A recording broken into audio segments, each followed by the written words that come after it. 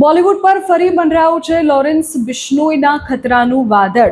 સલમાન ખાન બાદ હવે આમિર ખાન લોરેન્સ બિશ્નોઈ ગેંગના નિશાના પર.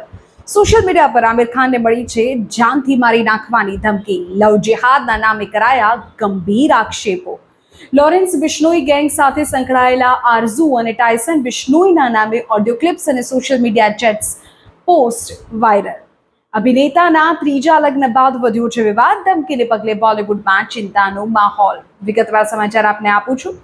અત્યારના સૌથી મોટા સમાચાર બોલિવૂડ જગતમાંથી સુપરસ્ટાર આમિર ખાન હવે લોરેન્સ બિશ્નોઈ ગેંગના સીધા નિશાના પર હોય તેવું જણાઈ રહ્યું છે.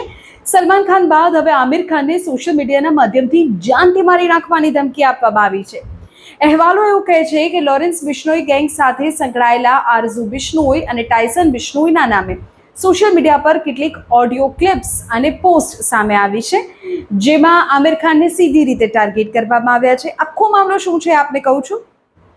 થોડા દિવસો પહેલા જ આમિર ખાનના ત્રીજા લગ્નને લઈને સોશિયલ મીડિયા પર અનેક ચર્ચાઓ થઈ, વિવાદો પણ થયા અને હવે આ જ ધમકી ભર્યા સંદેશાઓમાં એવો આક્ષેપ કરવામાં આવ્યો છે કે અભિનેતા દેશમાં લવ જેહાદ જેવી પ્રથાઓને પ્રોત્સાહન આપી રહ્યા છે, જે તેમની સંસ્કૃતિ વિરુદ્ધ છે. ધમકી આપનાર ગ્રુપ દ્વારા સ્પષ્ટ શબ્દોમાં ચીમકી આપવામાં આવી છે કે જે કોઈ પણ વ્યક્તિ દ્વારા આવા કૃત્યોને પ્રોત્સાહન આપવામાં આવશે તેમને સજા આપવામાં આવશે.